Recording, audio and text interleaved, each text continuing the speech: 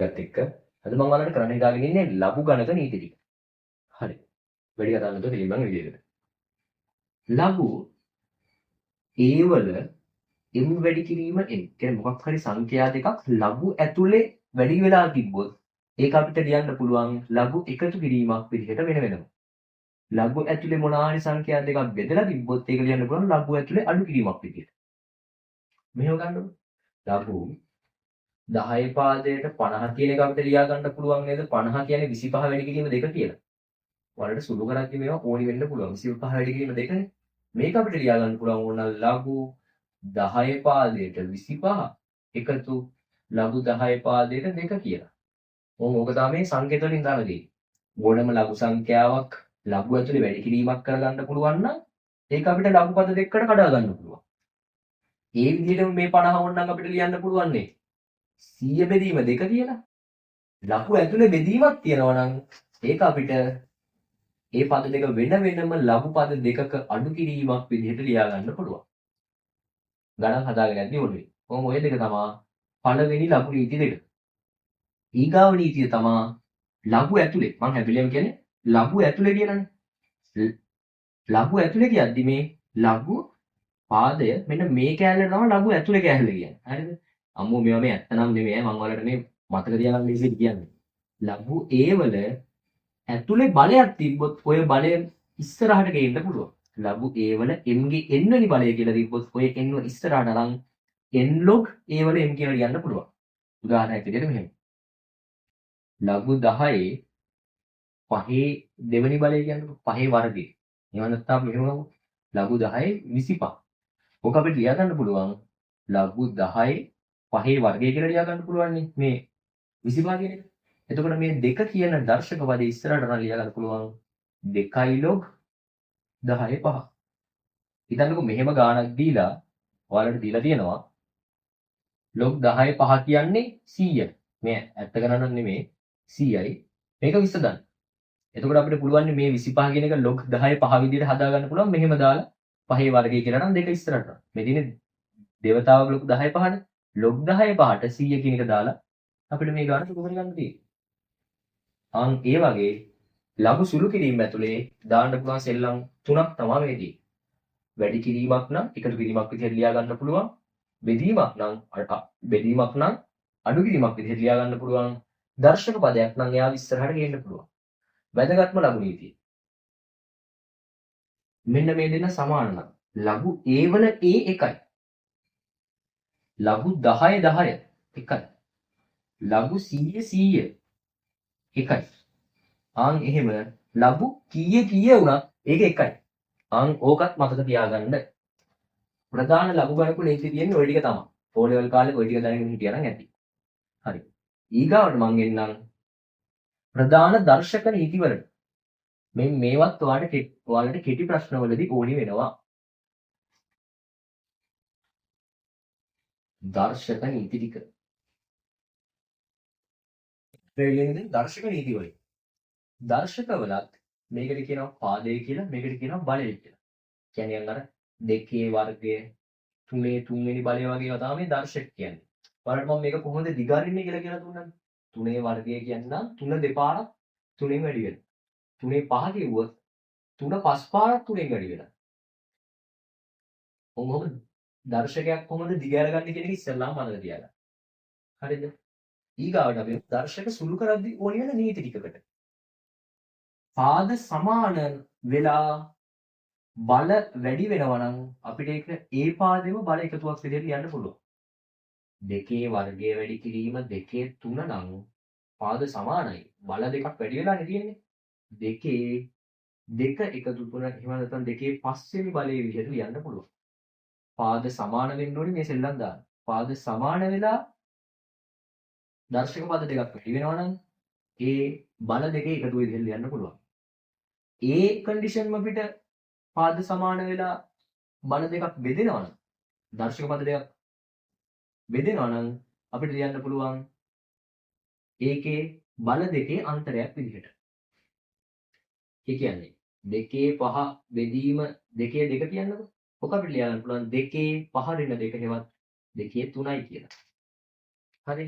ඔහොම ඔය දෙක තමයි පළවෙනි දර්ශක නීති දෙක. ඊගාවට දර්ශක පදයක් පිටින් බලයක් තියෙනවා නම් ඒක අපිට බල දෙකේ ගුණිතයක් විදිහට ලියා ගන්න පුළුවන්. 2 5 කියන එකේම වර්ගය වගේ තිබ්බොත් ඒ කියන්නේ 2 5 වැඩි කිරීම 2 හෙවත් 2 10 වෙනි බලය කියන එකම තමයි. ඕම් ප්‍රධාන කරුණු තුනයි. මේවා නම් සාමාන්‍යයෙන් විතර යෙදෙන ගොඩක් අය දන්න දර්ශක නීති ටිකක්.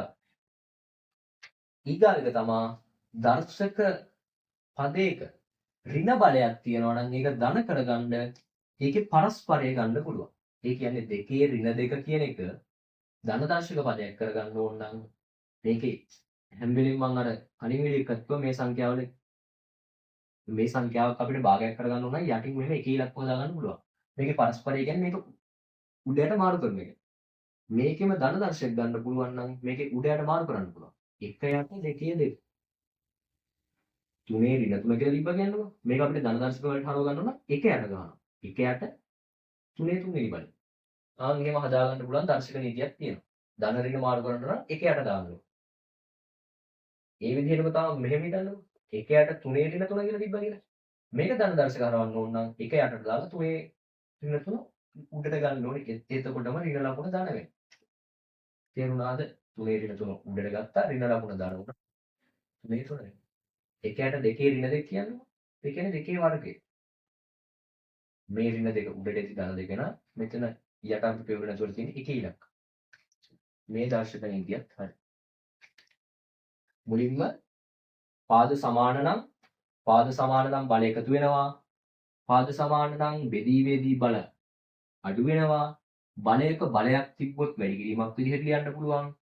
ඍණ දර්ශක පද ධන දර්ශක බල පදයක් ධන බල පදයක් කරගන්න ඕන නම් ඒකෙම පරස්පරය ගන්න පුළුවන්. ඔන්න වැදගත්ම දෙක. ඔය ඔයාලා ගණන් හදාගෙන යද්දි මෙන්න මේවා හම්බ වෙනවා. x ගේ m බලය සමානයි x ගේ n බලය කියලා හිතුවා. ඒ කියන්නේ 2 x වෙනි බලය සමානයි 2 දෙවෙනි බලය කියලා තිබ්බා කියන්නකො. පාද සමාන නම් මෙහෙම සමාන ලකුණක් දෙකක් තිබ්බොත් අනිවාර්යෙන් මේ බල දෙක සමානයි. කියන්නේ x සමානයි 2 කියලා ගන්න පුළුවන්. මේ 3 වෙනි බලය සමානයි 3ේම y වෙනි බලය කියන්නේ. ඒ කියන්නේ මේ y කියන්නේ 3ම තමයි. අන්න එහෙම ගන්න පුළුවන්. පාද සමාන නම්. ඕකෙන් අපිට සමීකරණ එහෙම දෙන්න පුළුවන්. මෙහෙම ගන්නකො. 3 x ධන දෙවෙනි බලය සමානයි 3 හතරවෙනි බලය. පාද සමාන නම් බල සමානයි. x ධන 2 සමානයි 2 x ධන 2 සමානයි 4. මේ දෙක මේ පැත්තට අඩු කළා x සමානයි 4 ඍණ 2 නැත්නම් 2යි. ඔය විදිහට ගාණක් දෙන්න පුළුවන් කෙටි ප්‍රශ්න වලට. ඒ හින්දා ඔය දර්ශක නීතියත් පොඩ්ඩේ තියාගන්න. පාද සමාන නම් උඩ බල සමාන වෙනවා. ඒ වගේම තමයි බල සමාන වෙනවා නම් පාද සමාන කරන්නත් පුළුවන්. මෙහෙම හිතන්න. x ගේ දෙවෙනි බලය සමානයි මේ දෙවෙනි බලය කියලා. බලයන් දෙක සමානයි. එහෙනම් පාද දෙකත් සමානයි. x සමානයි 3. ඔක්කොම ගානක් දෙන්න පුළුවන් මෙහෙම. x ධන 2 හතරවෙනි බලය සමානයි අපි ගමු 6 හතරවෙනි බලය. බල සමානයි. එහෙනම් අපිට ටක් ගාලා පාද සමාන කරගමු. x ධන 2 සමානයි 6යි. x ධන 2 ඍණ 2 සමානයි 6 ඍණ 2. x සමානයි 4. මෙන්න ඕන් ළමයි ලඝු නීති ටිකක් ඉවරයි. දර්ශක නීති ටිකක් ඉවරයි. දැන් අපි යමු ඔයාලට ගොඩාක් වෙලාවට කෙටි ප්‍රශ්න පත්‍රයේ ඒ කියලා බලාපොරොත්තු වෙන්න පුළුවන් දර්ශක පදයකයි ලඝු පදයකයි තියෙන සම්බන්ධයට. ඒ කියන්නේ දර්ශක පදයක් ලඝු කරන්නේ කොහොමද? ලඝු පදයක් දර්ශක කරන්නේ කොහොමද කියන. දර්ශක පදවලයි ලඝු වලයි තියෙන සම්බන්ධය තමයි මේක. ලඝු a වල b සමානයි c නම් a වල c වෙනි බලය b කියලා ලියන්න පුළුවන්. a වල c වෙනි බලය b කියලා ලියන්න පුළුවන්. හරි. මම ඒක ඔයාලට ගානකින්ම කියන මේක අනිවාර්යෙන් වෙන්න හැම අවුරුද්දකම වගේ කිසි ප්‍රශ්නයක් එනවා. අපි ගමුකෝ මෙහෙම. ලඝු 10 වෙනි පාදයට ca ලඝු ගණකය 2යිනේ. ඕක අපිට ඕකම ලියන්න පුළුවන් නේද? 10 වර්ගයේ 100යි කියලා. 10 වර්ගයේ 100යි. ඔමුනේ සම්බන්ධය ඔළුවේ තියාගන්න. ලඝු 10 පාදයට 100 කියන්නේ 2යි. ලඝු 10 පාදයට 100 ලඝු ගණකය 2යි. ඒ වගේම 10 වර්ගයේ 100යි. මෙතනින් මෙතෙන්ට ඇවිල්ලා මෙහෙම කියන එක අර 10 වර්ගයේ 100 කියන එක ලඝු පදයක් දර්ශක පදයක් බවට පරිවර්තනය කරගන්න ආකාරය ඔළුවේ තියාගන්න. මේ A වල C තමයි B වෙන්නේ. මෙහෙම එකක් දීලා බලන්න මෙහෙම එකක් ලියන්න කියන්න දෙන්න පුළුවන්. එහෙම නැත්නම් විසඳන්න දෙන්නත් පුළුවන්. හිතන්නකෝ මෙහෙම. අපි උදාහරණයක් ගමු. log 10 පාදයට x සමානයි 2යි. හරිද? ඒතර මොකද කරන්නේ? මේක අපිට මෙහෙම තියාගෙන හදන්න බෑනේ. අපි දන්නේ නැහැනේ ලඝු. ලඝු කටපාඩම් කෙනෙක් ඉන්නවා නම් මෙතනින්ම හදන්න. දැන් අපිට මේක හදන්න පුළුවන් එකම ක්‍රමය තමයි මේක දර්ශක පදයකට හරව ගන්න එක. 10 වර්ගය සමාන 2 10 වර්ගය සමානයි x 10 වර්ගය කියන්නේ 10 වතාවක් 10 සමානයි x x සමානයි 100යි. ඉස්සදන්න වගේ ගානක් විදිහට දෙන්න පුළුවන්. එතකොට ඔයාලා මේ ලඝු පදය දර්ශක පදයක් විදිහට හරවන විදිහ දැනගෙන ඉන්න ඕනේ. හරි ළමයි. ලඝු දර්ශක පදවල සම්බන්ධ කෙටි ප්‍රශ්නයකට ඕනි වෙන විදිහට තියරි ටික ඔක්කොම මම ඔයාලට කවර් කරා. මේකට එක ළමයෙක් දෙතුන් පාර ඉල්ලපු හින්දා තමයි මම මේ වීඩියෝ එක කැහුවේ. නැත්තම් මම ඔයාලට දාන්නේ 100න් ලකුණු ටික හදාගෙන යන්නේ දැන් 100 ලකුණු 40ක් වෙන්නේ. ඔක්කොම වීඩියෝ ටික දාලා තියෙන්නේ. මේකෙන් සාමාන්‍යයෙන් ලකුණක් දෙකක් වගේ එන්නේ. මම සාමාන්‍යයෙන් ලකුණු 5ක් 6ක් තියෙන පාඩම් ફોකස් කරගෙන දැම්මේ. මේ අර ලඝු කියන පාඩම සෑහෙන ළමයෙක් ඉල්ලපු හින්දා තමයි මම මේක දැම්මේ. හරිද? එහෙනම් තව වීඩියෝ